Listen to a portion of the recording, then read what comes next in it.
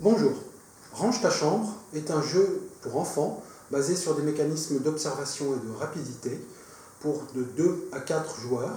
On pourrait jouer à 5 ou 6 joueurs, mais pour des questions de disponibilité de matériel, j'ai une version jusqu'à 4 joueurs maximum. Donc pour enfants, à partir de 7 ans et plus, j'ai aussi une version adaptée pour les plus jeunes, moins de 7 ans. Les parties durent environ 10 à 20 minutes selon les configurations. Voici une configuration à 4 joueurs. Au niveau du matériel, nous avons donc 4 chambres identiques qui sont constituées des meubles suivants. Un lit, une table, une chaise, un tapis, une armoire et un canapé. Alors je suis bien conscient que au niveau du matériel, ça peut effrayer un éditeur. Donc là, en l'occurrence, ce sont des meubles Playmobil. Donc pour cet exemplaire, en fait, j'ai décidé de fabriquer une chambre en carton. Voilà, tout ça c'est fait en carton assemblé, sans colle, juste par assemblage. Donc j'ai essayé de m'inspirer du jeu Colt Express pour faire les assemblages, mais je ne suis pas très doué. Mais en tout cas, ça tient. Et c'est jouable en l'état, puisque j'ai testé plusieurs parties avec des enfants, ils ont pu manipuler. Donc on a du carton dur, et la chaise et la table sont en carton plume. Le reste, c'est du carton que j'ai découpé, assemblé et peint. Je mets le plan d'assemblage dans la règle du jeu. Donc on a 4 chambres. On a ensuite des pions représentant, des jetons représentant des objets. On a 4 jetons qui font office de buzzer, qui sont numérotés 1, 2, 3, 4. Des pions pour les points de victoire. Et enfin, une série de cartes. Comment se joue le jeu? Donc on est dans la famille tout bazar, c'est le bazar total, et il va falloir ranger les objets qui sont disséminés dans la maison. Chaque joueur devra les ranger dans sa chambre. Donc pour ça, on va avoir des consignes. Donc, au début d'un tour, on tire 4 cartes consignes.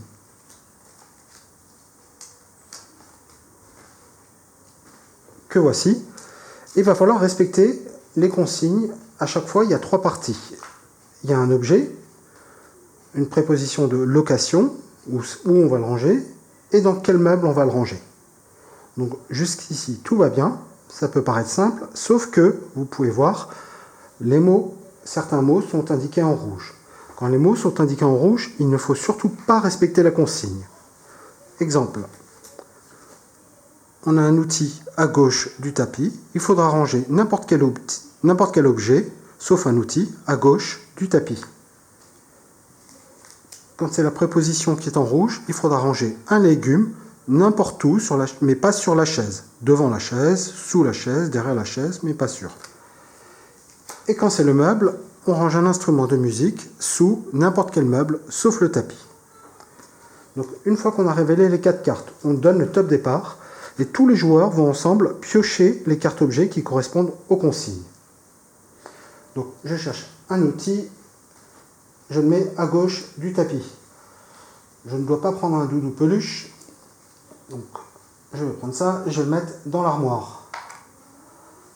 Un légume, pas sur la chaise, donc je vais le mettre sous la chaise. Un instrument de musique, sous un meuble, je vais le mettre sous le lit. Quand je suis prêt, je tape au centre et je prends le jeton 4 dans une configuration à 4 joueurs.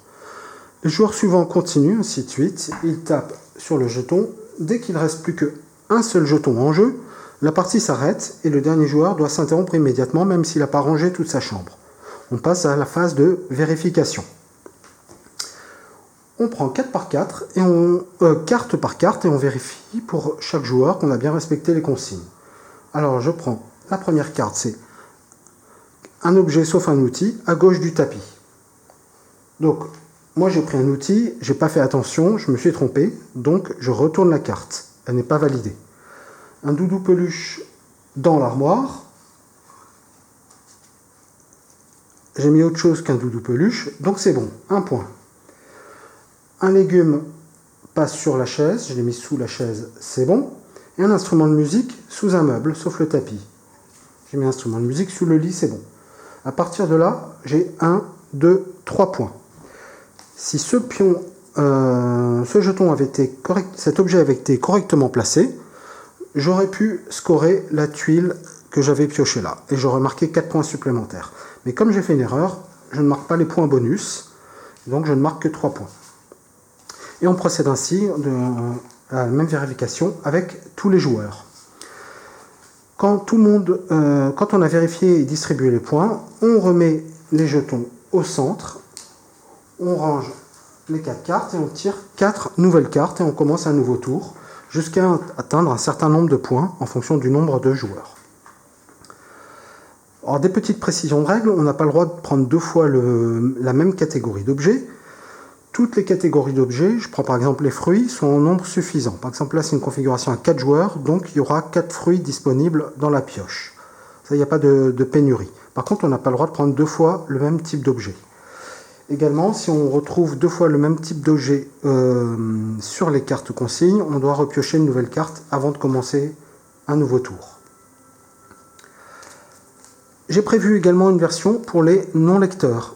C'est-à-dire qu'on prend ici, jouer derrière lit, il y a exactement les mêmes consignes, mais en dessin.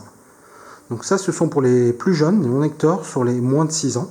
Et par contre, là, il n'y a pas de consigne négative. Ils devront juste ranger un jouet derrière le lit. Voilà, la consigne négative est trop difficile pour eux, donc on joue pour le plaisir de manipuler.